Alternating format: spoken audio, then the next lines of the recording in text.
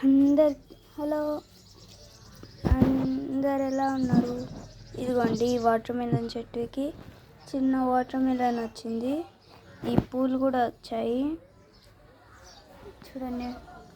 మన dragon fruit చెట్టుకి ఒక చిన్న డ్రాగన్ ఫ్రూట్ వస్తుంది మొలుకు. ఇదిగోండి ఇది కొంచెం పెరుగుతుంది. ఇదిగోండి ఈ మన టమాటో చెట్టు. ఇది లిల్లీ చెట్టు. దీని నుంచి పూలు చాలా రోజులైంది చూసాము, కానీ ఇప్పుడు చాలా రోజులు అంటే